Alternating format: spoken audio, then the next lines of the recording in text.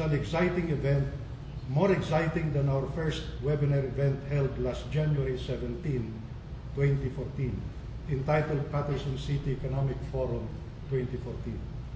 Why did I say an exciting event? For one, we have a guest speaker today who is not only multi-awarded celebrity in his own right, but also an authority and expert in designing travel and tourism destinations. Second reason to be excited about is the fact that the city is not only the third largest city in the state of New Jersey, but also the home of the Patterson's Great Falls, and now the 397th National Park of the United States. The falls being centerpiece of our travel and tourism, which is our subject matter in today's webinar event. And the third, which is the most important of it all, is the fact that everyone, not only in this studio, but also the people we spoke to, wants to see that the city of Patterson becomes a major tourism destination like Niagara Falls. The question that comes to mind, therefore, is will it be possible to make the city of Patterson a major tourism destination in the state of New Jersey, if not the whole of America? I asked our good mayor the same question the day when I was proposing today's event to him. His answer was an overwhelming yes.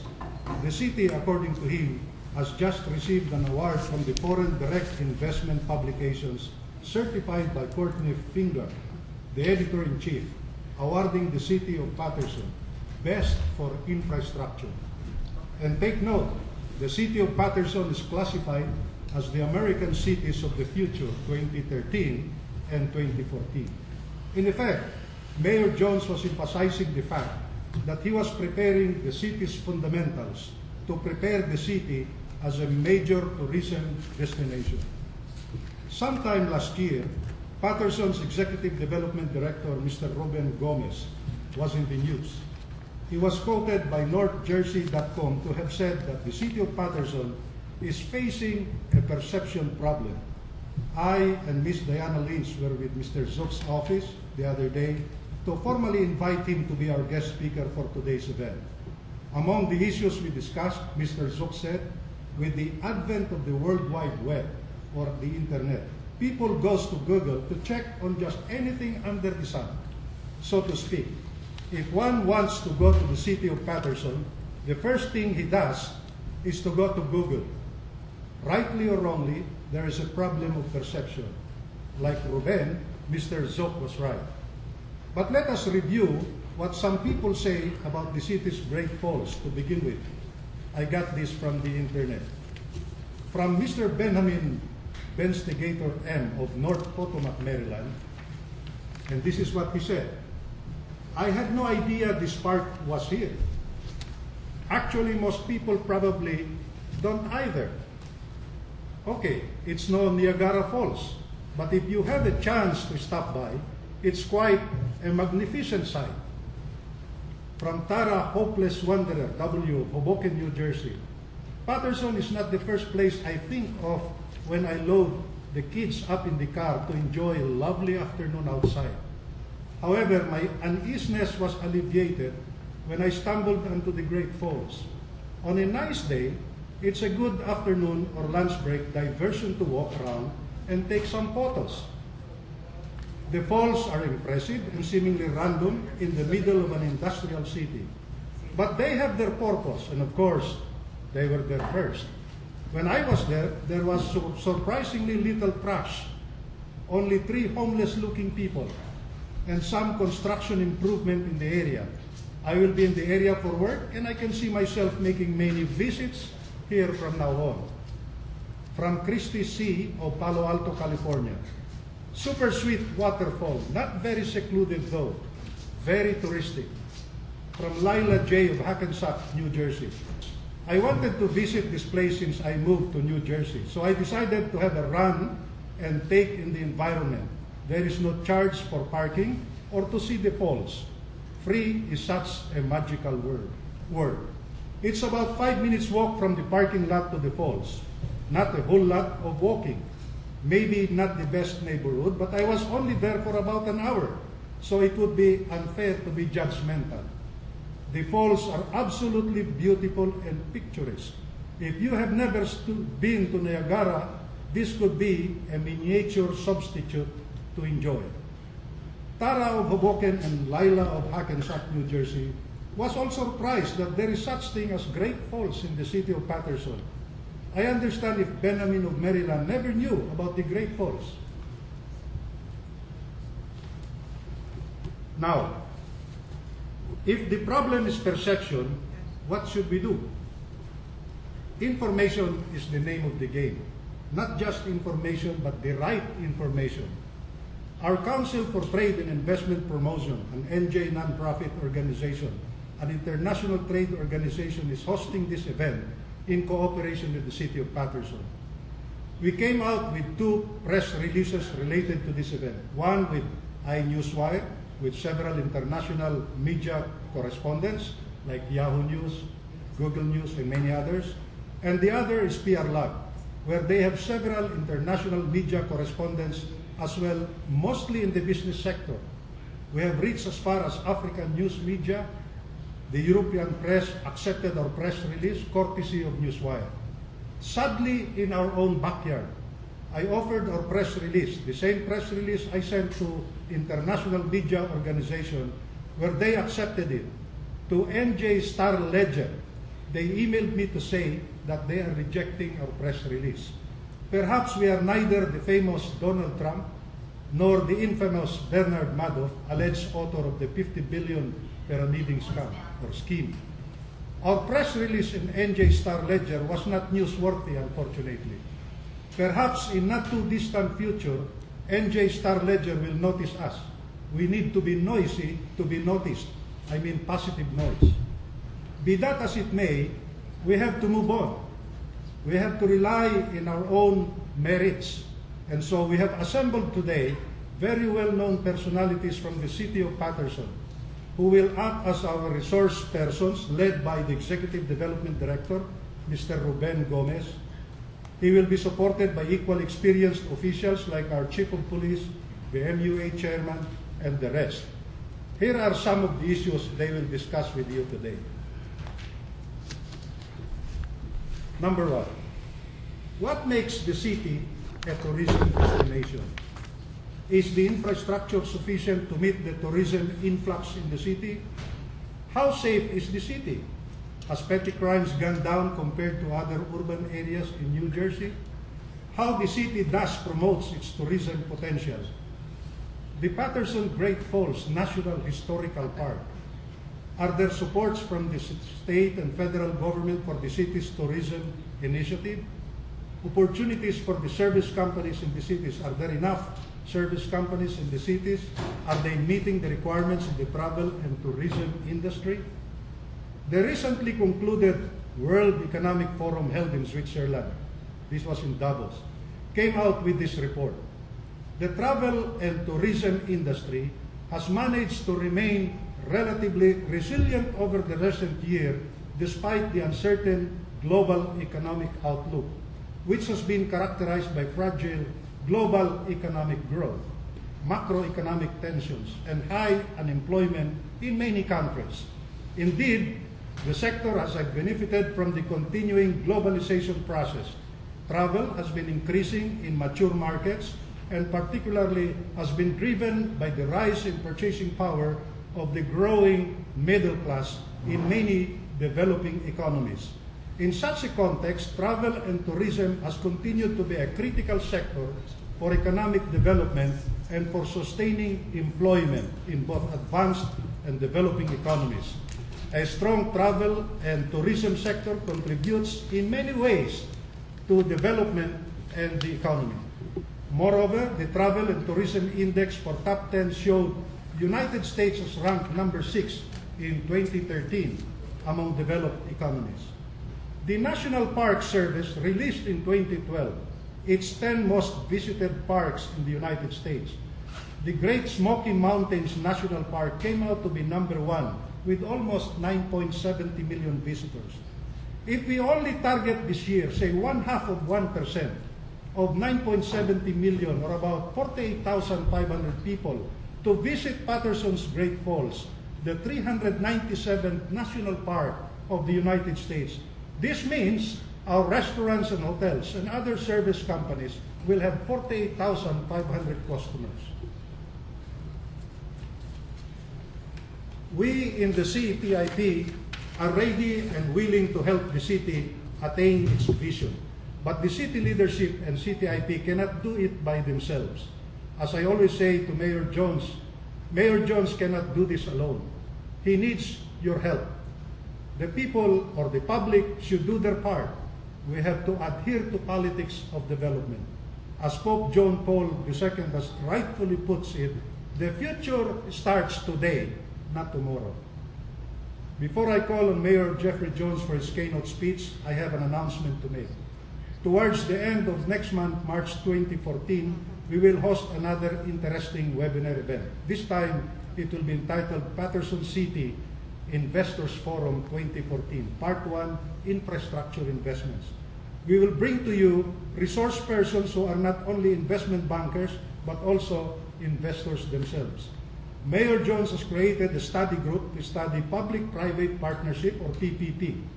A representative from the railroad company in Patterson City, a representative from NJ Transit, technical consultants who are expert in intramodal transport system based in Washington, D.C. and Canada, including our organization CTIP, will be joining the group proposed by the mayor. We are all here to support the vision of the city leadership. Finally, I would like to take this opportunity to say thank you to Mr. Nagin Rana, owner of Milan Banquet Hall, our Miss Diana Lynch, Mike Culiado, our good friend Hector, and my best friend and partner, Mr. Joe Hernandez, for their support in making this event possible. And so may I now call on the City Mayor of Patterson, the Honorable Jeffrey Jones, for his keynote speech. Thank you. Thank you, Fernando, and thank you all. It's all right. I appreciate it. I want to thank everybody, particularly those of you joining us on the webinar. As you can see, we're making every effort to take our rightful place.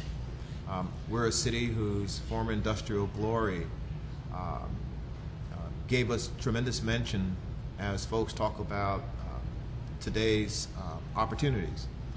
The challenge is that we can easily believe that the best of our days are gone, or we can take a look at reinventing ourselves and look at the fruits that, low-hanging fruits that are, and see how we can turn those into our new opportunities.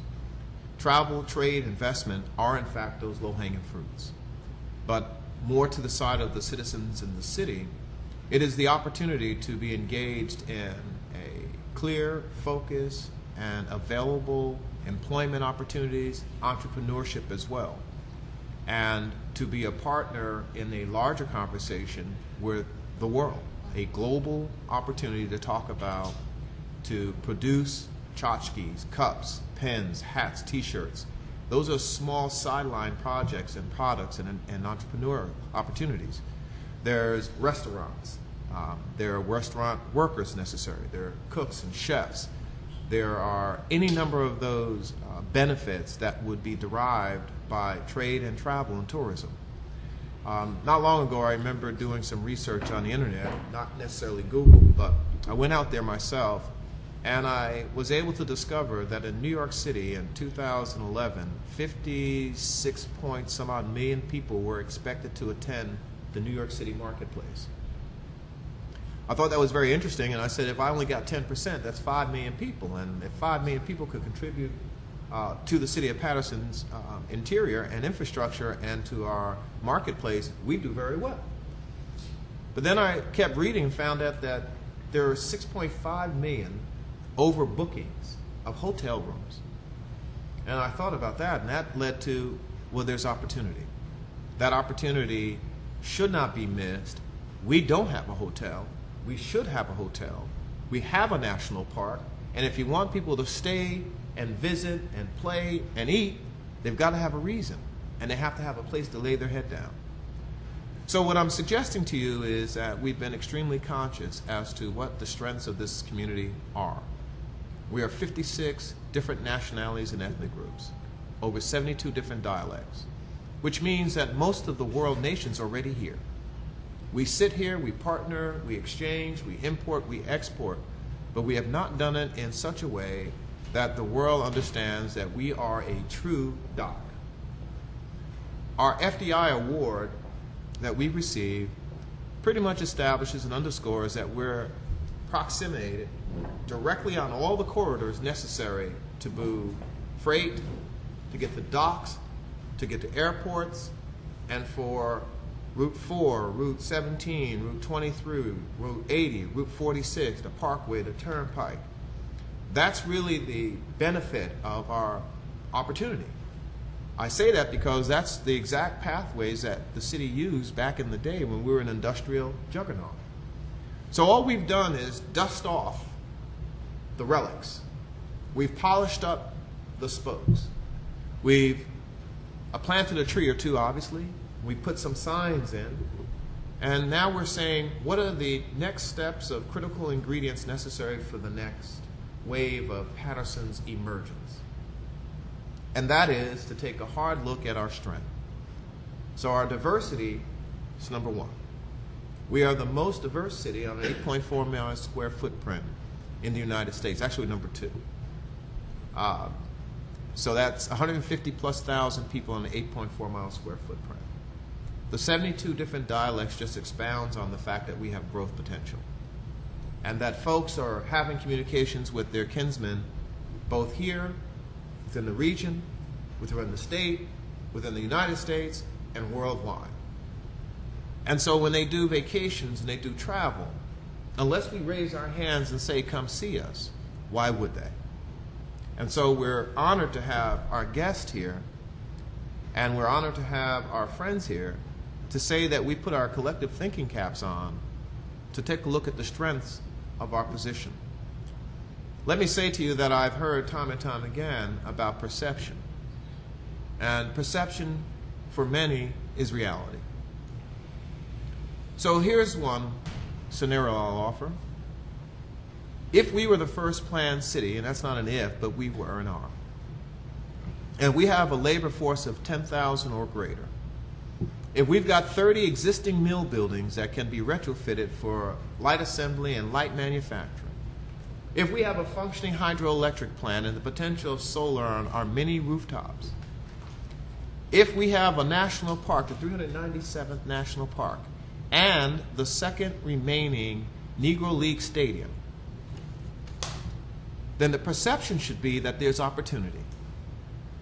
The perception should be that there's no better place to invest than this city that is less than 15 minutes from the financial mecca called New York City. The perception should be that you have a body of people who are as connected worldwide, who can make a phone call to friends and family and businesses in any of the 72 nations and begin trade. The perception should be that small business should be growing leaps and bounds because folks are looking for that opportunity to be engaged. And because of the close proximity to New York, by the railways, by the roadways, by the docks, the opportunity for import-export is only exponential. So the question is, for me, is not about perception, it's which one. And this conversation today, this webinar, hopefully is about having the perception shift just a little to the valuable, granular, and necessary, and yet clear components that exist. And they are granular, they are necessary, and they are all components. So my keynote is, we've done the due diligence. There's always a lot more to do. We've invited our friends, and we'll continue to invite more friends, those of you in the audience, and we thank you for being here, and those of you who are in the viewing audience. We figured out that we're not going to be ivory towers. And because of that, we've been able to forge ahead to a whole new direction. That direction is building on our past for our future. So we like to coin the phrase, we're going back to our future. And we believe it makes sense. When you're a city that built the first locomotive, the first submarine, the Colt gun, and you are an industrial leader in silk, you got a footprint. You've got a strong position. When you have restaurants and you have corridors that have, because of time, changed, but can go back to their strength and become those local neighborhood strips, for lack of a better term, then you're talking about the beginning of brand new businesses. And in this downed economy, corporate America is not looking to size up, they're continuing to size down. So now we catch the transition and we encourage folks to open their own business, start at home, be the entrepreneur. And with travel being the one thing that no matter how poor you are, that's the one thing you want to do. You want to get away. You want to go somewhere. You want to be able to explore and experience. And so we're saying, come to Patterson. Nothing so near could take you so far. And that's what we are about. So thank you. I hope I've offered enough perspective. And if I close, as I close, I'll say there are perceptions. Perceptions are that I should be taller. I should be younger looking. I should be all those things. But if I went with everybody else's perception, I'd lose focus as to who I am. Patterson has figured out what it wants to be. We know it because of our history. This webinar represents that we've invited some folks, and obviously the research was done, the due diligence was done to determine if in fact what we've said is true. And I think that's the only reason Mr. Zuck or anybody else would take up our invitation. So we invite you to join us and be a part of the growing. I would also like to ask you to go to www.patterson, PATERSONNJ.gov and go through our myriad pictures and our information that we've posted from our trips to India and other places, our delegations from China. Go and see and participate, send us questions, and just know that we've put our money where our mouth is. We'll see you. Thank you.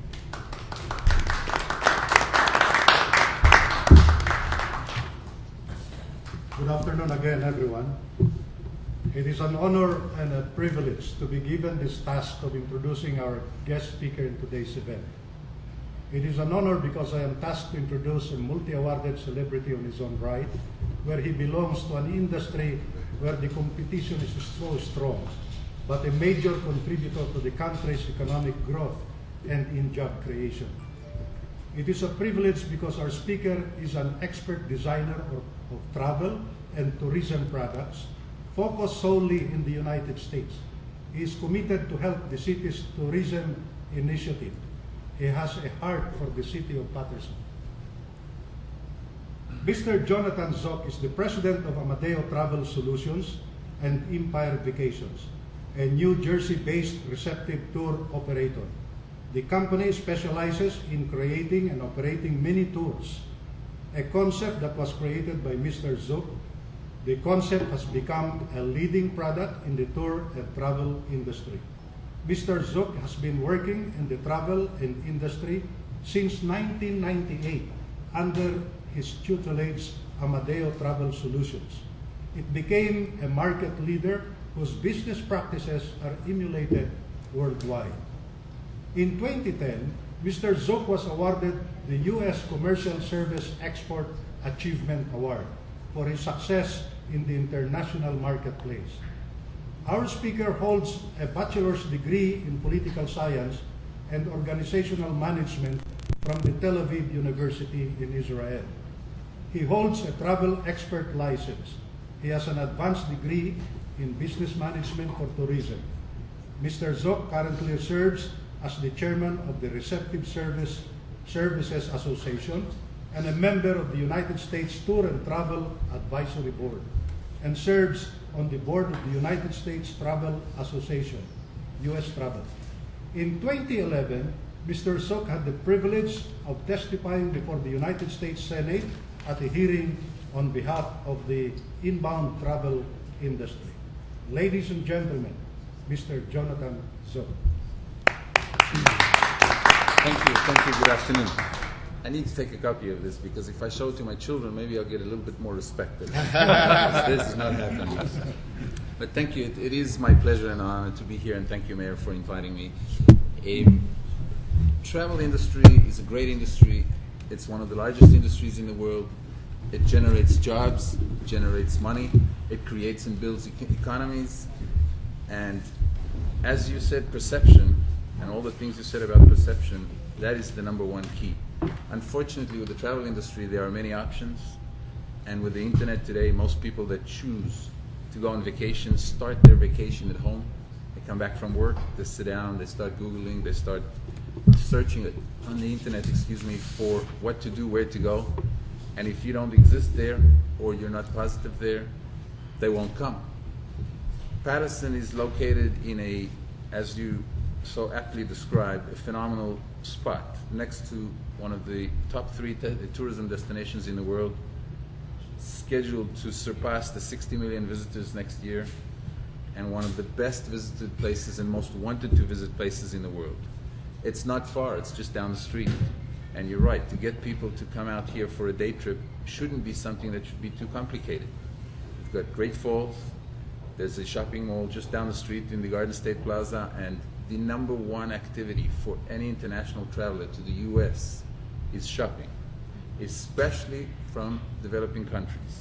Our prices, the way we do things, our malls, they are the number one destination before visiting any site, before anything else nationwide. It's shopping. You've got a great mall here, you've got a great waterfall. There's no reason people shouldn't come. They don't come because they don't know anything about it. And in the travel industry, if you don't there, you don't exist. I have the honor of serving on the Tour and Travel Advisory Board, which is a public-private partnership which is created and advises the Secretary of Commerce and the President of the US on issues of travel pertaining to both domestic and international travel. In the current administration, we are enjoying a position which has never been enjoyed before. President Obama, in 3 years ago, after he took office, went down to Orlando. I had the privilege of being there that day with him in Disney World, and proclaimed that the United States is open for business and tourism and travel will be a number one issue in his administration. We created something called the Tour and Travel Strategy, the travel strategy for the US, something that has never been done before. And we're working to generate 100 million travelers to the US by 2021. At the moment, our current level of visitation is approximately 65 million for this year. The numbers are not in yet, but that's the average of where we are. So that's another 35 million people.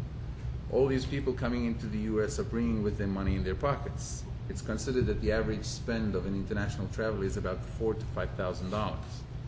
Every person landing in the US is spending $5,000. If you manage to get your 48,000 or your 5 million, even if they spend $500 or $100, that is growth to your economy that is not equal to anything that else you can do. Because if I live in the area and I come to a restaurant, I'm just moving money within the area. But if I come from another country and I leave money here, I'm bringing new money into your economy.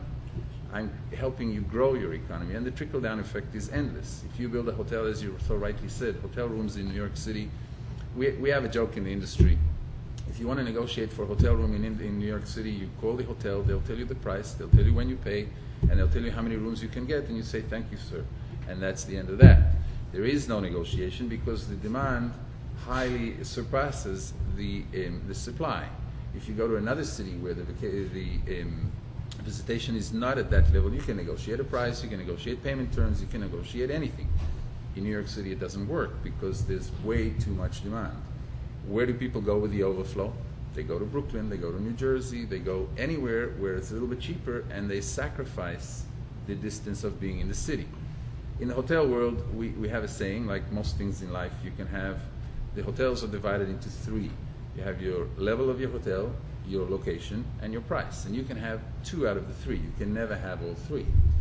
The price is an issue that many people cannot pay New York City prices. So you can build a hotel here in Patterson. It's not that far from New York.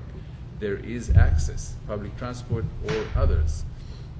A hotel gives you an immense amount of trickle-down income to your city. It's not only the people who work in the hotel, the bellman or the front desk person or the cook or whatever it is, but it's the laundry that launders the sheets and the towels in the hotel.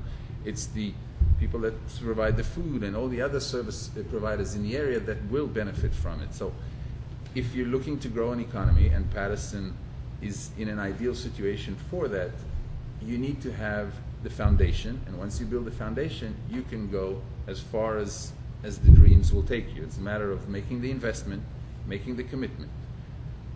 What people need to understand, though, tourism is not an overnight industry. It's a 3 to 5 year commitment. You cannot do it in less.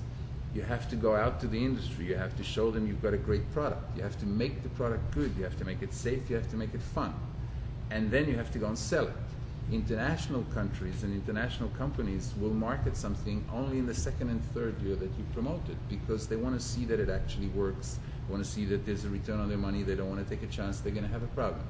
So you need to understand that you need to be in it for the long haul, 3 to 5 years minimum. The return is phenomenal, and it will give you growth that you cannot have anywhere else. And I was not aware of most of your statistics, 76 dialects. That means this direct connection to a multitude of countries around the world where people have friends and family.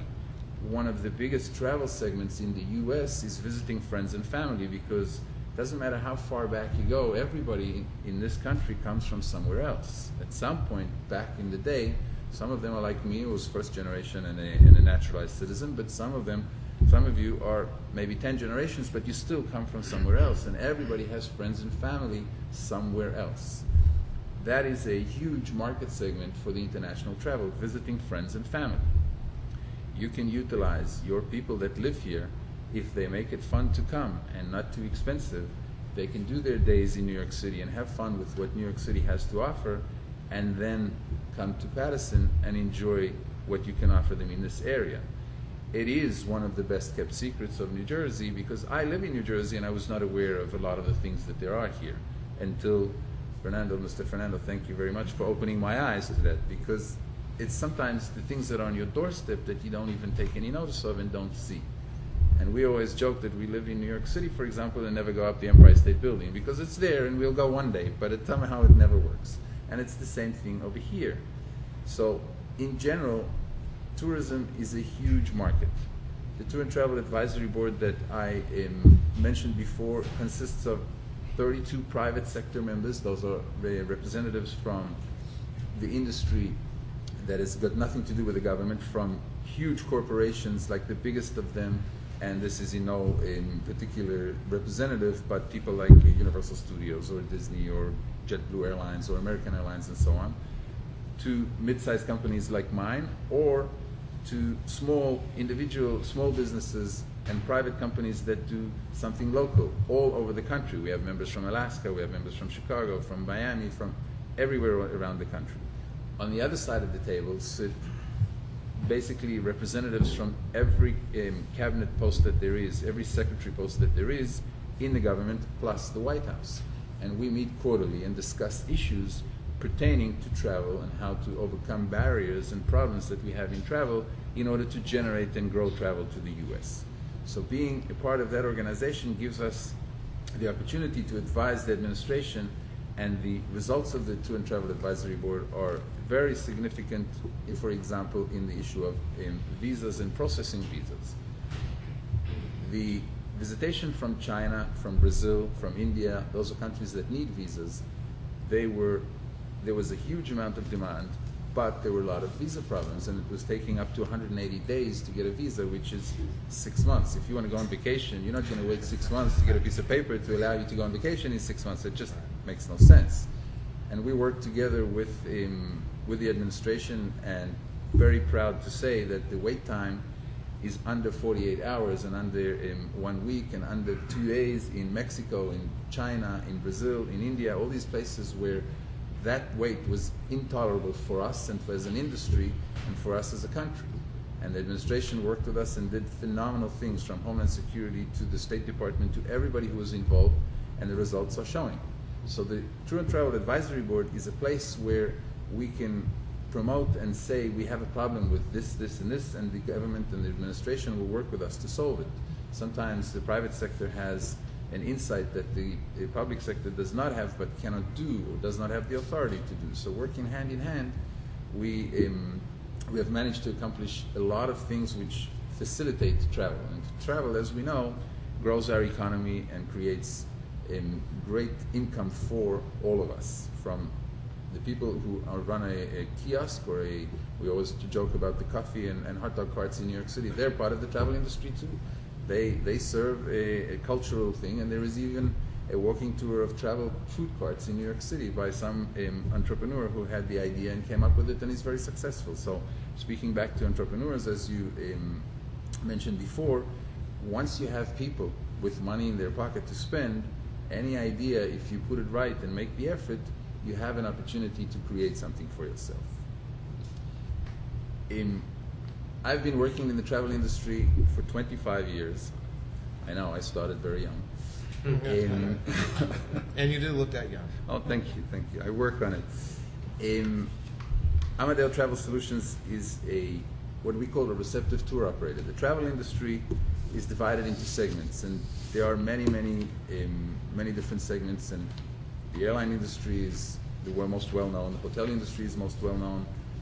But as I said before, the food cart vendor in New York, he also works in the travel industry. He just doesn't know it. Hollywood is our best ambassador and employee of the travel industry, and they don't even accept it. Most of the movies that Hollywood make are about New York City, about Los Angeles, about the Grand Canyon, about all the amazing sights that this country has to offer, and then they go and sell them overseas. People see that and they want to come and visit. I want to go where people will. So I watched this movie, it was great. I saw people in Central Park ice skating. I want to do that. We get that many times. So travel is influenced by many things. The internet also changed the ability to travel substantially, and I think the travel industry is probably one of the industries that was most affected by the invention of the internet. Because in the old days, if you wanted to travel anywhere, you had to go to your travel agent and ask a question. I want to go and visit, I don't know, let's say we're in the US, I want to go and visit Spain. The travel agent would produce some brochure, glossy, high color, nice looking brochure from a travel company, a tour operator, what it's called, and it would say, this is what I've got for you. If you were really industrious, you went to a bookstore and bought a book about that country, and that was it. That's all the information you had. And whatever you were told by a tour operator, essentially, is what you did. Today's world, you want to go to Spain, you get your information, and you go online and you say, I don't like the look of that room, and I don't like the carpets, and I don't like the drapes, I want something else, and I don't like where it's located. And that information that everybody has nowadays, on one hand, gives a tour operator like myself the ability to reach worldwide any country and any person, but it also makes us have to create a much better product in order to sell, because everybody can evaluate and compare, and everybody has endless information as to their destination and what they can and cannot do. As a tour operator, I specialize in inbound travel. That is, our company specializes in bringing people from outside the U.S. to the U.S. So we go abroad. Our main markets are in Western Europe, South America. We have an office in Rio, which I personally like to visit at least twice a year, but that's just a personal like of mine. And we basically go to tour companies in those countries, and we convince people to come to the U.S. So if we take Patterson and create a product, we need to go out to these people in different countries and say, come and visit Patterson. And they'll say, why? And what is there? And why should we waste our money and our time? We have a limited vacation with a limited amount of dollars to spend to go and visit Patterson. And we need to have the right answer. Otherwise, they will not come. As I said before, we have a great proximity to New York City where everybody wants to go. Now we just need to convince them that it's worth the trip to come out here. So we need to create a great product.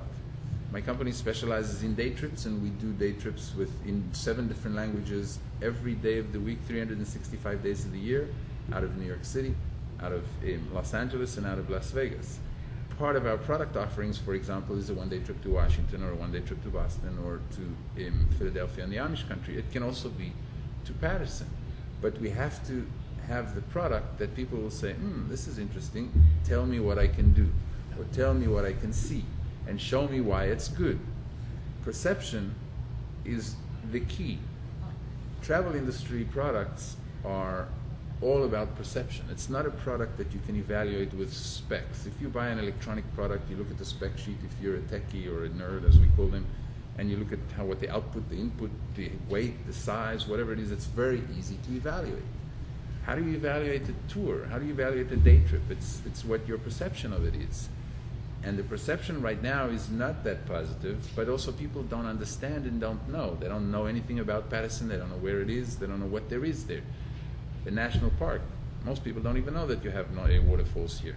So in order for us to create and generate a product that will be able to bring people into the city, we need to create that safe, fun, good-looking environment that people will say, oh, that's worth making the effort for. You've got the mall down the road, you've got the waterfalls, a couple of restaurants, you've got ethnic restaurants. People love eating different types of food.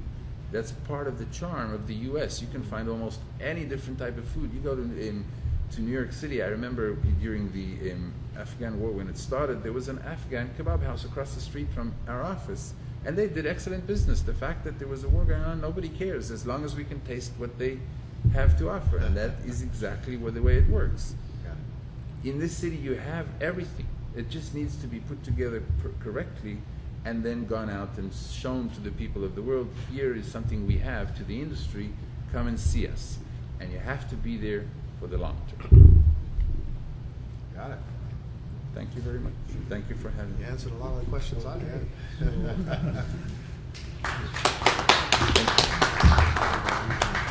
Yes. Okay. I will turn over the microphone to the lead panel speaker, Mr. Ruben Gomez, to introduce the members of his panel. Mr. Gomez, please. Thank you, Fernando. So before I start with the panel, I just want to briefly talk about what economic development is in terms of tourism and some of the concepts and aspects of what I get involved in the background. And having heard everything that's going on, and we talked about the assets the city has, the mills from being the first industrialized city, the natural waterfall that we have, the beauty of the nature that we have, the different ethnic groups, the proximity to New York City. All of those things being said need to be leveraged. And we leverage them in many ways. And one of those ways is to be able to attract either companies, businesses, or individuals to invest in the city. And to have those that we have already investing in the city to continue to invest in the city, to continue to grow within the city. This can be done through several incentives. We have some federal incentives, and you touched a little bit on the visas in terms of how do people get to the U.S. There's an EB-5 program at the federal level that allows for investments to come to an urban city such as Patterson, which will grant a visa to the investor, to the individuals. We have other programs at the federal level, new market tax credits, historic tax credits, which allow for a performer to be able to work positive for the investment. At the state level, there's incentives for job retention, job creation, as well as reimbursements based on a development that goes on within the city, which is very lucrative to a developer.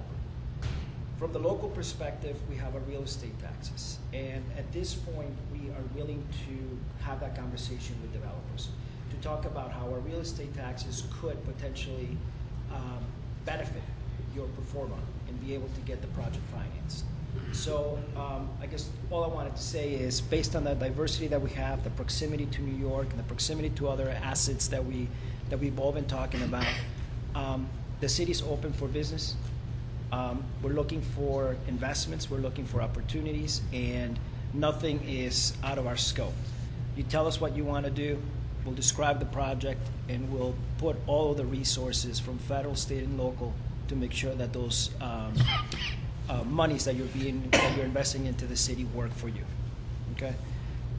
With that, I also want to introduce Eric Lowe, our chairman for the Municipal Utility Authority. The executive director for the Patterson Historic Preservation, John Franco Archimedes, is sick, so I hope he's doing well. Darren Bach, he's our superintendent for the Great Falls National Park, and Bill Freyer, our chief of police. Would you like me to introduce Eric Lowe, our chairman of the Municipal Authority, to tell us a little bit about how tourism will impact the falls? Well, something remarkable happened 2 years ago, almost 3 years ago. November 7, 2011, where the mayor, myself, and Secretary of the Interior signed into existence the Great Falls Historical National Park. There was really no tally of the visitorship that we had at the national park because it was our own little private secret. However, November 7, 2011, that secret became known to the world. We've received an influx of visitors from all over the world: Australia, China, Germany, France, Africa. We are now on that map of the world, and we are a place where people want to see. No one ever imagined that a natural waterfalls could be in an urban area, and that alone is remarkable. We've had visitors right next door in neighboring towns: Clifton, Totowa, Haledon, Hawthorne, that never knew it existed. And believe it or not, there are some Pattersonians who've never been there. And now we're challenged with how do we capitalize and promote that in the world, not only just the city, the state, but the world. We've done some remarkable things. 3 years ago, the MUA created the Great Falls Summer Jazz Series, which is right in the heart of the national park. It's a 5-week event, and it is it's grown from a couple of hundred visitors to now a couple of thousand visitors every event. We are actually getting ready to gear up for this year's Jazz Festival, which we are going to anticipate even more people. So things like that, cultural events that we do have at the National Park as well, such as the Great Falls Festivals. We've also had a music festival there, Labor Day Music Festival, that encompassed music from every ethnic background that we have in the city, 52 different nationalities. And never have I seen this community actually embrace itself in that way. My office is directly in the National Park, as well as the National Park Services. Darren and the MUA, National Park and the MUA, we work hand in hand to make sure that the visitor experience is such that the history of Patterson is told. Alexander Hamilton stood right on the shores of the Great Falls, and he envisioned an industrial nation that could be created through waterfall steam plants. And we have all of that now. Without Patterson, would the West have been one without the Rogers locomotive? Would it have been one without the Colt 45? The silk industry, as Mayor said, we were an industrial juggernaut back in the day. And we're looking to bring those things back because we are going to need to tell our story and tell it in a very big way that people are going to want to say, wow, I want to go there. There's not a place that I haven't visited that I have not met, never met a Pattersonian, someone who has had some type of tie to this city. And to know that now that they are still looking into what's happening in their city, good, bad, or indifferent, and we're focusing on the good, is a remarkable thing. And I'm very proud of the things that we've been able to accomplish in the Great Falls Historical National Park. And as I close, I'll say this. People's perception of the Great Falls National Park shouldn't be that just because there's a sign there, you're going to see Disney.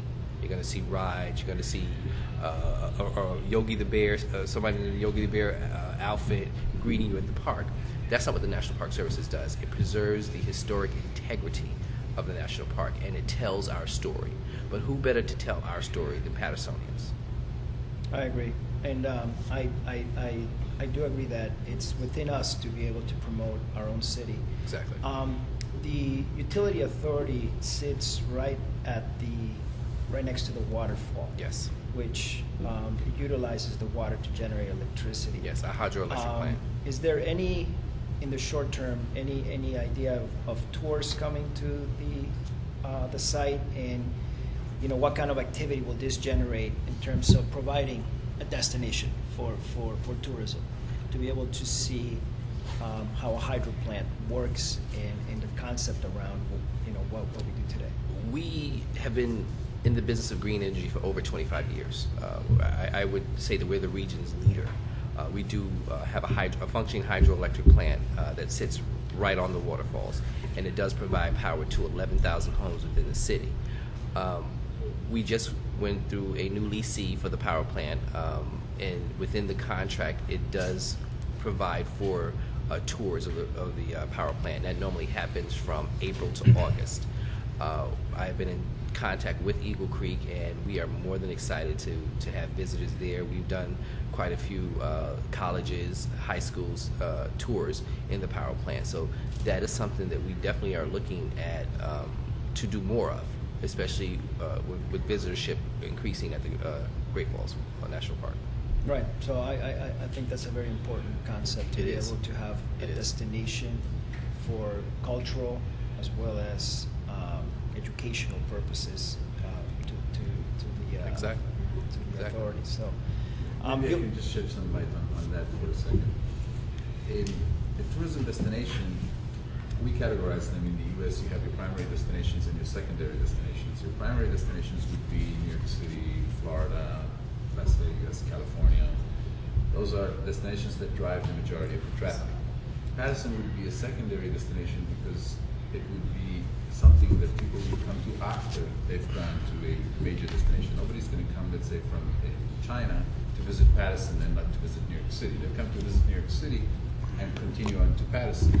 So one of the ways in our industry that we look at things like that would be to partner with the primary destination and create some sort of co-op where it's built into their product or built in with them, and you do some sort of cooperation between a primary destination and a secondary destination in order to increase your visibility, because you need to create visibility worldwide to a product that is a secondary destination. And you need to remember that people are not going to come as good as Patterson will be. People won't come to the U.S. to see Patterson.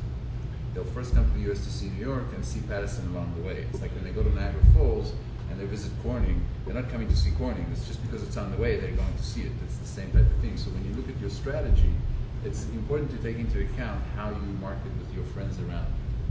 I just want to say, I was thinking about the secondary destination concept, and one of the things that I realized, and I'm hearing this as we have more discussion, is that it's okay not to be the primary destination if you're not. Absolutely, you're not. If you know the strength of what you have to offer, our mills, you know about our 52 different nationalities and 72 different dialects, we know about our Underground Railroad tourism piece. We've got so many component parts, but the fact is they've not been attached to or assigned to and or with. And so our first step to do that was with the Underground Railroad sites being Hinchcliffe Stadium, the new Underground Railroad site, 4 churches, and a couple of avenues by which the late Dr. Martin Luther King actually walked toward. And now they're part of the statewide, or will be part of the statewide Underground Railroad tour and part of the national conversation. We alone won't drive America or the interest of the world to come and see what happened. But if you're part of the national conversation and wanting to know how things have changed and evolved, you may say, I'm going to Atlanta, I'm going to Washington, and oh, by the way, I want to go to Patterson. Got it. Okay. Absolutely, and that I would also ride as I mentioned before, the number one activity that everybody does, which is shopping, and everybody knows that in New Jersey it's tax-free. So you have the mall down the street. They need to promote and create the interest. The Jersey Gardens Mall or the Woodbury Commons or the Tanger Outlets on Long Island, they invest and spend a lot of time and money to get people to come there. The mall down the street is not as worse than them in any way. It's got everything that you need. It's got good restaurants, got amazing stores. They need to invest the time and effort. You can do a joint venture with them. I would absolutely look at that. We had even discussed, one of my little dreams was that with our 30 existing mill buildings to look at conversions of those to factory outlet malls. It just made sense. Obviously, what I'm hearing you say is that we were on the right track. So I'm good to hear that. Absolutely. And we figured that with the New York market, Woodbury Commons to our north, Tanger Outlets, and Sea Caucus and Jersey Gardens, we'd offer them something nobody else could offer them, which is 3.5% sales tax. And while you're at it, you go see the falls. So what I'm hearing is that there's definitely a sort of an assessment that we need to do, a proverbial checklist of the kinds of things to take a look at, and looking at ourselves as a secondary destination, primary, because there may be something we have that may not fit the normal conversation of primary, but for us it might be a primary, but secondary in the more altruistic sense. And then the tertiary. What else do we have that becomes a subset of a subset that, and the 30 mills become that version to me. We could generate the interest, which generates jobs, which generates trade. We could do that, and we have begun those conversations. But hearing you say this, how's this all imports to travel and tourism, I'm like, wow, okay, I got it. So I just want to throw that out there. And just to finish, you have a primary, you discussed before the hydroelectric plant and the green, there is tourism for that. There are technical tourists, there are green tourism and all that. That would be a primary. How many hydroelectric plants are there in the Northeast? Exactly. Well, I was counting on you saying that, but I didn't want to. It's okay, he paid me. Shh, not on camera, man. So is it uncommon? I just want to, and then I'll get back to it. Is it how rare is it for a city like ours to have both a primary, being a hydroelectric plant and those features, and also to have so much of our inventory, such as the mills, the falls, the Hinchley Stadium, which is a recognized National Historic Trust site. We're not New York, we're not LA, and we're not Las Vegas or wherever the other places are, but we are Patterson. And can we use the story of our industrial history to help put us at, also as a primary? Absolutely, you have all the ingredients. Now you just need to put it together and make it work out properly, and then go out and sell it. And the go out and sell it is the key, and you need to sustain that from 3 to 5 years. Less than that, it will not give you the return you're looking for. Okay, we got 2 years invested already, so we're halfway there. Okay. So from the concept of attracting people to the city, we do have the primary, secondary potential sources, and I think food, as you said, brings a lot of people to the Everybody's city. got to eat. We talked about the events, and we talked about the thousands of people that could potentially come to these events. Those folks that know of Patterson have a perception of the city, and people like me love the city. I think the city is the best place to be and do business in. But there are people from the outside that get their perception from news and from articles and from different sources of press that may or may not be beneficial to us. So I guess that question comes back to you, Chief, in terms of, how do we deal with, first of all, the big crowds when they come to events, and how do we control to maintain a positive view of what the city is and how safe the city is to come to events.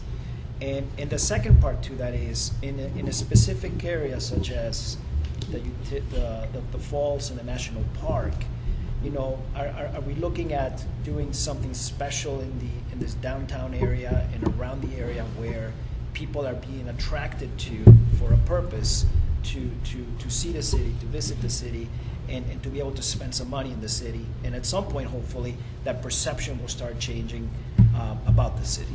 Well, first of all, we have a very professional police department, so that the ability to handle large crowds is not beyond us. Eric will tell you that in the jazz festivals they had over the summer months, there wasn't a single incident. Exactly. There was large crowds. We have summertime is marching season in Patterson. We have several ethnic parades that go on. They bring in upwards of 50 to 75,000 people, and we usually police them without a serious problem. But what you said about Patterson is all too true. We have the worst press of any of the big cities in the state of New Jersey. Our crime rate here is lower than it is in places like Camden, which is half our size and population. It certainly is much lower than Newark and Jersey City and places like that. We're been looked at as almost as a leader and an innovator in policing strategies in the state. The Attorney General has singled us out for some of the things that we do to reduce crime. And the mayor will tell you, 2 years ago, we had to lay off 25% of our police department. And since I've been chief, crime has gone down in the last 2 years. It's gone down dramatically last year, and the statistics for the first 2 months of this year have gone down quite a bit more. I'm kind of assuming that some of that is weather related, but if you look at the backdrop back here, that's a photograph of downtown Patterson. The area you're talking about is a very small footprint. It's walkable. It's easy to police. If any of you were in New York City in the mid-1980s and went to Times Square, it bears no resemblance to the Times Square you see today. And That was a policing strategy employed by the Giuliani administration and Bill Bratton to put an overwhelming police presence in that area to drive crime and criminals away from that area, so that when the crime rate drops like that as an investor, if I'm an investor, I want to make sure that I'm going to get a return on my investment, and I want to be able to be assured that I have a safe place for people to come to. I went to university in Newark. I graduated from Rutgers University in Newark, and when I went there, Newark was, it was a kind of it was a difficult place.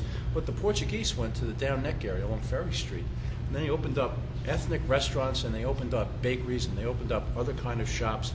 And the amazing thing is that that area was perceived to be very safe, and people came. So as far as the police departments, I think crime control is a partner of economic development, that they have to exist, they have to coexist, otherwise you can't have one without the other. My goal is to put enough police officers down here so that people, when they're out walking, and this would be a walking destination, this isn't going to be a drive around tour type thing, that they feel safe, and that there's plenty of places and opportunities for them to take advantage of what the city has to offer, the history that it has, and the mayor hinted at it. We have a church in town that has some of the most beautiful Tiffany windows in it that you can imagine. I was at a Metropolitan Museum with my late wife, and we saw an exhibition, and they had photographs of the church, and it was Paterson, New Jersey, and people were saying, Paterson, New Jersey, where's that? And it's only 12 miles west of the George Washington Bridge. So crime is down, larcenies are down, aggravated assaults are down, robberies are down. They have been down for the last 2 years. It's our goal to continue that effort. I have to take my hat off to the men and women of the Paterson Police Department. They suffered a morale-crushing event when they had those layoffs, and they didn't throw in the towel. They went to work every day, and they made the city a much safer place. And we don't get that credit. We don't get that coverage.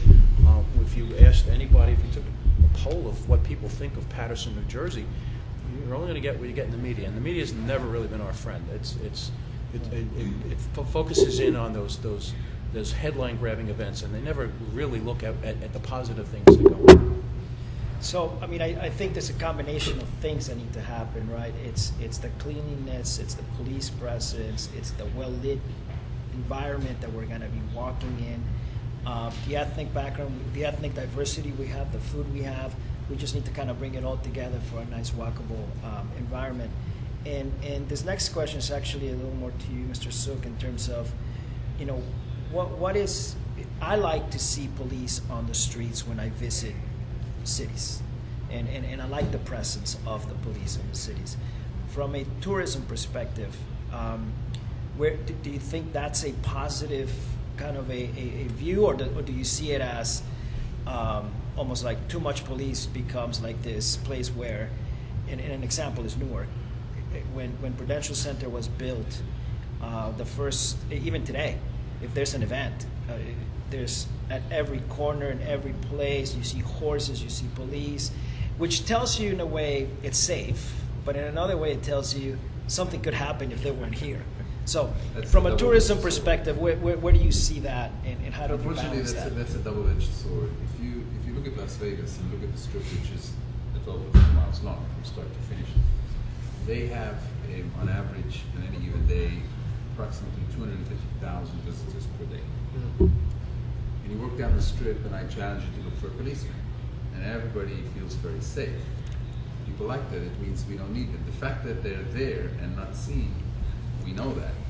But as an international tourist, if there's too many police around, why are they here? What do I have to be afraid of? What do I have to be careful of? So it's a bit of a double-edged sword. On one hand, we're glad they're here because if there's a problem, I can know that I can turn around and get some assistance. But on the other hand, if there's too many out there, that means this place is not really good for me to be in. So it's a fine line, and I'm sure the chief is way more qualified than me to decide how much is right or wrong. But you've got to be careful as to not to have too much, because that means there's a problem that we need to take care of. So it's a balance, and there's no real right answer. We are fairly innovative in another area. We have a CCTV television network that has been installed in the UEZ zone. So we have television cameras that are monitored by police officers or former police officers 24 hours a day. And they use them in a proactive way. They don't use them just to sit to watch and look at them. They use them actually to see if there is problems and to nip them in the bud. And what I said before is that you would have to have a heavy police presence at first to establish this sense of safety. And then you just draw back because the need for you would be less. I mean, you have to have some police, but you wouldn't necessarily need the most. And I don't know, maybe you see 10 or 15 cops in the downtown area on any given day, and I don't think anybody think different of it. But there's a whole array of other police services going on behind the scenes that most people are unaware of, like the television and the undercover police officers, and the cameras for on some of the private buildings. It's a fairly secure area. It's not. It's one of those things. But I want to just throw out too that, and I understand and enjoy the conversation. I think one of the pieces that it's not a piece; it's a reality. There's a transition that has to happen. Once the city has decided, and we did make this commitment 3 years ago, that we were going to look at tourism and trade, travel, and we were going to showcase and highlight the strengths of what we are, our industrial history and all this. One of the things we realized right away is the community at large was not engaged. So it's a very difficult pill right now for the public at large that has not and may not be able to see tourism. I mean, we're talking about tourism because we might travel. And we're talking about hotels being here, and people are hearing about, maybe for the first time, which it shouldn't be, about the opportunity to start to begin to open up a restaurant, small albeit, push carts. But somewhere in the preparing for entrepreneurship and being ready to sell a ware into the grander schema is also the need to be a part of the fabric. And part of that fabric is the cleanliness piece. It can't be city services only being responsible, because we're also talking about the growth factor where businesses, tourism, and travel could work its way down the main corridor and hang a left because that strip has promise and become a new ethnic enclave. It could be that if there's a mill that's converted to a factory outlet mall for Prada shoes and something and something and something, that the surrounding homes, the schools, all of that is now going to be engaged in a different way. So we're at the point of transition, I think, and I like, Mr. Zuck, what you're saying is part of the plan. The plan has to be it has to be extremely comprehensive, but it can't be so myopic that it just talks about the footprint of the national park, particularly the falls, and when people might be that the political patrols are walking. It can't just be about the downtown. It has to be in stages, and it has to be where the public actually gets to buy in, and that's a stretch. I'm liking what you said about Prudential Center in Newark. What's happened throughout the decades is that parts of Newark has become the corporate commercial corridor. You've got less folks living in that area. So unless you're in that particular area, for restaurants specifically, for an event, or for the courthouse, right? Unless you're there, there's no reason to be there. You're going to be on Broad Street because that's where the bus is. Or you're going to be Mulberry on the other side. So whether that's plan or design, or whether that's understanding that the transition cannot just be single silos that are going to be hope that would connect, or it's going to be a broad brush approach that looks at the engagement piece. And the engagement, and I don't have the answer, but the engagement has to be where the public, those who have a desire, and we've begun some of those steps. That's why I said we've been doing this at least 3 years, trying to understand some of the pieces. Those folks and the constituents throughout the city and those out in the perimeter who are going to want to come and engage in business, they need to know that there's an opportunity for them. And this downed economy has dampened that spirit. And I think that's global. But I think part of the sensation, I think part of the appetite whetting is to say that you're at the ground floor. When we went to India, we came back, we were invited to Select USA. And I saw the president's quote about it's open for business. But when we were in India, we said that about Patterson, and that was months before that. The question is, though, for the average person who may still see, when they go to the supermarket, and this is part of my personal study, they see Dove soap, and I'll use the example. It's boxed. You got a whole section full of Dove soap. You see the little scan card, and all you see is the box. But if you look behind it, and you really want to know about how to get engaged in the process, you'll find out that it's wax or something in the process. That it might be somebody who started out with a little heater, got some dandelions, some other kind of wax, a little extract of this, and started selling single bars in cellophane.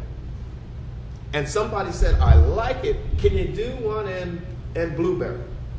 And then he did that one, and then he wrapped it, and then he took it to a major manufacturer who says, I'll give you this for that idea, and we'll put it in all the shelves throughout every supermarket and online.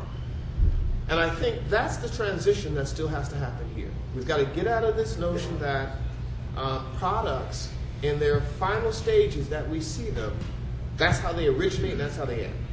They originate because you have an idea. Tourism is an idea. They become vital in the market share because we find that there's a desire to have that product. And vacations is the desire. And then they become mega corporations because a lot of people get their appetites whet. And then you get the variety of those same versions, like bottled water. I really didn't think that I'd be paying $1.50 for a bottle of water when I got a perfectly good tap at home. But I find myself in any marketplace with options. Not 2 options, good water, bad water, 15 options. And the only difference in many cases is the container, now the size. So I just want to throw out there that there's a transition that has to happen, and it's becoming much more clear to me that the transition has to be not just the planning of being a second tier or secondary destination or primary. It is how to equally share, invite, engage, and prepare the greater community. And imagine if all 52 common groups saw a potential, and I'll close on this. Every time I go in my bathroom, I've traveled the world. I've got soaps from someplace else, Sri Lanka. I've got hand rags that are from India. I've got, I see that I have it. The floor mat is made from someplace else. Yet, until we become more conscious as a community that we've already engaged the world, then we can't see ourselves as part of the transitioning process. So I just want to throw that out because I agree, and yet I want to make sure the public watching, no matter who they are, understands we need your engagement too. We need you to get ready. Take it away. I have a question for Mr. Zook. We have so many destination points within the city. The Great Falls, the hydroelectric plant. You have the Underground Railroad. You have the 6th Ward Arabic community. 14 different designated historic sites. Exactly. How do we connect the pieces to the puzzle? Because my frustration is when people come to the park, and I've often said this, they come, they visit, they look, they leave. No one's leaving their physical dollars in the national. Right now, there's nothing in the national park that they can leave their money to. We have a Libby's restaurant, and we have a Burger King. How do we connect that traffic to venture downtown Patterson, to Main Street, which is only a couple of blocks away? You have to decide what you are, firstly. You've got many, and I'm hearing here of many different things that I didn't know about before, but you've got many different segments. The travel industry is divided into segments. You've got your leisure travel that goes to Disney and goes to Universal, and that's mom and dad with their 2 or 3 kids, and that's leisure family travel. You have corporate travel, conventions that go to New York City for a convention or to some other city for a convention, and they stay a couple of days and they do other things. You have your technical tours, or you have your visit friends and relatives, and so on and so forth. There are many, many segments in the industry. You have to decide what you want to be. You cannot be everything, because if you're everything, you don't have an answer for everybody, and you have a little bit for everybody, and it will never work. You've got to decide what you're going to put your focus on and make that your mainstay, and then add on. So let's break down Patterson to be a primary and a secondary. So let's say your primary will be your historic railroad your downtown with your ethnic restaurants and the falls. Your secondary will be your hydroelectric plant and your green world and maybe the shopping. But you've got to decide which way you're going before you can go. You cannot run everywhere, because if you run everywhere, you get lost. And then you've got to concentrate on that segment of travel. My company, for example, focuses on the leisure market. I do not do corporate. I'm not a travel agency. I do not do individual hotel rooms. I do leisure market tours. That's it. That's my focus. I go all around the world, and if people ask me for things that I don't have, I politely say, this is not what we do. Because otherwise you try and be everything to everybody, and that's companies like Expedia and so on and so forth. We cannot compete with them. So your first step is to decide which direction you're going and where your market is and where your money is. From everything I've heard today, I would say your leisure travel, visit family and friends, ethnic markets, that's your strength. Now take your natural, whatever you have around here, from the church with the windows, to the Underground Railroad, to the historic buildings and all, and build it into a leisure product. Nobody who's in the tech world is going to come here for what? You don't have enough to entice them here. Right. They might enjoy a restaurant, but what else are they going to do? So you have to decide what you want to be first and concentrate on it. Does proximity, and I appreciate that, and is there, first of all, I have two questions. Is there a matrix of sorts within the travel industry that one could take a look and go, okay, cross the check. It's our best kept secret. Got it. You know? Got it. No, each company sort of specializes in Okay. And that's interesting to know. But is there, what value does proximity, what percentage does proximity to the New York market afford us? Because there are many towns that are close to New York. They're bedroom communities, they're small. We're the third largest.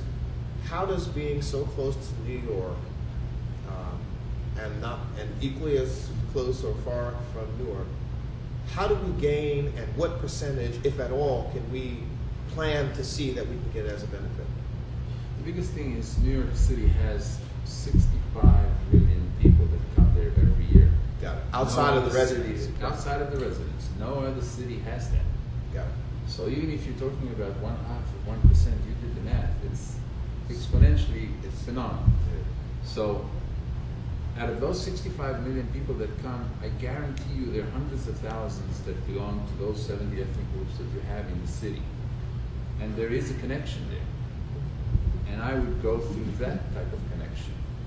And I would show them New York City is a great place to be. It's also misleading because it's quite expensive. And I have sometimes a husband and wife that would call us for a tour, and so the husband would say, it's cheaper whatever you charge me to take me out of the city for a day than to let my wife who's shopping here for a day. So I don't care where we go, and just take me somewhere. Got it. That is important, because that means people want to come and see the city, and it's phenomenal. And what New York City has, as everybody knows, nobody can equal. But there's more, and people after 3 or 4 or 5 days want to see a little bit more. And New York City has something in our industry which is very rare, that most people don't, is return visitors. People don't come to New York City once. If you live in London, you can come for a weekend 10 times. You never see it all. But the more you come, the more you want to see around as well. And New Jersey is known for the tax-free shopping on clothes and so on and so forth. That is an angle why do people go to all these malls? They go outside of New York City to these malls. You mentioned them yourself, Jersey Gardens, Secaucus, in Woodbury Commons, Tanger, and so on and so forth. They go out of New York City to go to those places. That is what you have. You have people that are interested in something a little bit different in addition to their vacation, and that's where I would concentrate. So not the vacation. I'm sorry. So not the vacation. And you're distilling this with me. The vacation is a sort of general footprint, but it's the sort of additional. Well, the more. Let me try and refine it for you. Thank you. Because we define tourism products. I'll go back to the tiers again. We define tourism products as tier 1, tier 2, and tier 3. Tier 1 would be your airline ticket and your hotel room. Because you've got to fly there, otherwise you're not going there. And you've got to sleep somewhere, because otherwise what are you going to do? You're not going to spend your night in the street. So that's a tier 1 product. The tier 2 product would be an airport transfer or a restaurant. Because you've got to get from the airport to the city. Doesn't matter if you go by train, or you go by shuttle, or you go by bus, or you rent a car, but you got to get there, and you got to eat. A tier 3 product would be what to do when you get there. The Broadway show, a good restaurant, a bad restaurant, a cruise, a visit, a day trip somewhere, a tour. A tier 3 product is what you remember and take home with you. Because nobody talks about the seat they had on the airline, even if they flew first class. Nobody will tell you, oh, my seat, that was the highlight of my vacation. They'll tell you, I saw the waterfall, that was my highlight. I ate at this phenomenal restaurant, that was my highlight. I bought these shoes half price, I got them, I don't know what, that was my highlight. Nobody will say, oh, the room I had, the drapes were. Got it. So the tier 3 products is where you create your memories, and that's what you need to be, a tier 3 product. I like it. First time it's been made that clear for me. That's helpful. In my opening remarks today, I emphasized the importance of information and perception. And the speech of our chief has mentioned that the criminality has dramatically gone down. And during my student days, when I was taking up lectures with our professors, when you talk of news story, they say that if the dog bites a man, it's not a news. But when a man bites a dog, it's a news.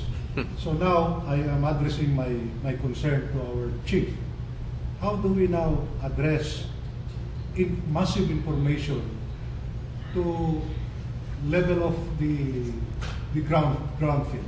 Meaning to say that, as you can see in the local newspaper, everybody says about criminality. But in reality, as what you said today, it's gone down dramatically. So is there any information or campaign that the chief has done? Well, before you answer, I also want to throw this out there. Just so we all know. What's interesting to me is that all the other towns that are in close proximity to us, rarely, unless it's a special kind of event, do they speak about crime. There's not a running tally on crime, period. So we become the only conversation about that element, no matter how it is. But I'm certain crime exists because crime, in its true definition, is a violation of social rules. And we know it's happening universally. So the question becomes, is it more that we have more crime, or it's less reported in other places? Or a combination of the two? And that becomes part of my challenge. Go ahead, Chief. And before you go, maybe this will make it a little bit interesting too.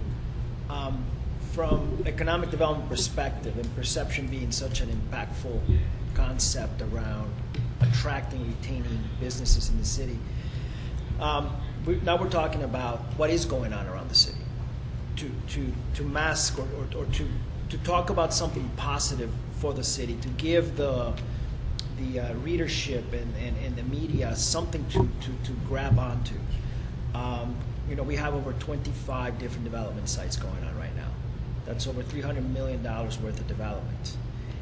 That's an impact in a city that's 8.4 square miles. We have development going on in downtown, rehabilitation of some buildings. We have rehabilitation of some of the mills for housing and low to moderate income as well as market rate. And we have some ground up construction around the hospital. And we're building more in the city. Now, building of more means more people in the city, more professionals in the city, more traffic through the city. It obviously impacts all of our different departments within the city, fire, police, Department of Public Works. But it also allows us for us to be able to do some community policing. So now the same people that are coming in are saying, we shouldn't be doing that, we shouldn't be doing that. And you create a little bit more of a walkable community as well in all the different parts of the city and the different wards. So that's something that we're trying to do to create that path of communication with the media, to let them know that even though there might have been an incident, these are all the other things that are happening and all the money that's being invested in the city for the benefit of the community. So I wish I had that big picture. I brought it here to the studio. I don't know where it went. That kind of of the emerging markets? Yes, I have it here somewhere. Maybe I can get it to just hold it up to speak to what you're saying. But go ahead, Chief. Look, one of the things I had talked about with my staff is if we perceive ourselves as not getting a fair shake in the media, that they don't tell our whole story. then perhaps we should go into the news business ourselves, where we would have a portion of our website dedicated to not necessarily just a police blotter, but an informational blotter about things and events and things that are going on, and be able to drive our own news stories. The internet's been a boon and a bust for the media in a lot of ways, and traditional media, the traditional newspapers are struggling to survive in this environment. And the new media is that you have to be on some space on the internet to drive your information. You can either do this through a blog or through your own news site, or create your own news. And I've been thinking about that as far as crime is concerned, to counter some of the perceptions that we can't get into the regular local media. Granted, they only have limited column space or limited airtime, and they're not going to devote their time or effort to talk about things that are good, because, as you said, it's dog biting man. They come here for the unique things. A few years ago, I was in charge of school-based resources for the city, and one of the schools in downtown here, they started their own junior safety patrol. And kids in the school would help the special needs children who would come on a bus. They would come in early, a half hour early on their own time, to help and make sure that these kids got off the bus safely and got into the school safely. And they did things like this on their own initiative. But that wasn't deemed newsworthy. I mean, because it's that's fine. You'd have satellite trucks lined up around the blocks. One of those kids had committed some kind of crime. That's the big problem. We have to sell our own story, and we can make good use of the modern technology to put that information out there. It's something that we could probably do as a department, and each of the departments of the city could do that on their own websites and put those stories out there, because you may get picked up by somebody else. Somebody's looking at a certain thing, but if you're going to come to Paterson, New Jersey, one of the first things you're going to want to do is, what is this place? Your first stop might be our own city website, and from that website you could get additional information other than what time we're picking up garbage on Thursday. We're willing to help you, Chief. One of the things that I find interesting is that with this boom in technology, social media, Facebook, Instagram, Twitter, people use it as their surface to get their story, good, bad, or indifferent, out. Chief, Mayor, we've all have had our fair shares of stories in the media that don't always tell the story that needs to be told. Our attorney for the MUA said it best when he had to deal with state government. Why are you letting the newspaper tell you how to do your job? Their job, the newspaper's job, is to sell a paper. So they believe in sensationalism. Like you said, you have kids that are coming to make sure that kids cross the street and get into a school building. That's not newsworthy. But let a kid bring a handgun or a BB gun or a kindergartner getting suspended or going to jail for sexual harassment, that's newsworthy. They don't want the warm and fuzzy. They want the sensationalism, the then, the now. But I question, too, the fact is that this happens in other places, but it doesn't make the news. And that's really my question. Or it'll make the news for a minute. Or back page, right. So, and it's not the battle to be had in terms of, but being clear that decades, that has been what's happened here. Yet, despite that, there has been a plan to take a look at the strengths of what we have. And the director was just talking about our growth. And Director, do you mind just kind of highlighting what this represents? Well, this represents the different emerging markets we've had around the city in the past 3 years. So not 30 years ago, which No, would have this is given us a recent. better track. In 3 years, this is what we've brought to light in the city. Considering all of our challenges, this is the strength of our future. And this is just emerging markets. Okay. This doesn't mean the integration of technology. It doesn't take a look at any of those things that would make anyone who comes to the city and wants to be an investor, if that's the conversation, in any way, not understand that we are looking at the engagement of all component parts for a better, brighter tomorrow. So anyway, I just wanted to show that. And this is online, so you can take a look at it and see. But it speaks to that. And you know, I often, as mayor, I often get very frustrated Maybe I shouldn't be, but I do. I get frustrated when just recently, snow and ice. I drive around. I saw the same amount of snow because the rate of snow fell in every other city around here as it did in Patterson. However, if you hear the news, it only happened in Patterson. Like everybody else had sun. Everybody else had sunshine and rainbows, but only Patterson got it. And unicorns? And unicorns. So what I try to do is, rather than fight it, understand if there's a value in the conversation and the angle, and see how we fix it, how we address it. So the point of transition for me back to that conversation is a public, the average person, has to see a value more than just calling and saying something I have is broken. It has to go beyond that and say, what can I do to enhance this experience, because the return is good and great for me. Recycling. Recycling should be a national conversation that benefits us all. With 150,000 people, you think that if we recycled, our debt and our ability to do some things using technology, hence science being a part of our fabric, we would have a built-in stash of that. Pyrolysis, whatever you want to talk about, is a technology. But the engagement of a public to see that small, medium, and large opportunities for ideas and innovation is awaiting their engagement. And then we all take off. Not someone pulling on your movement forward, but somebody walking with you. So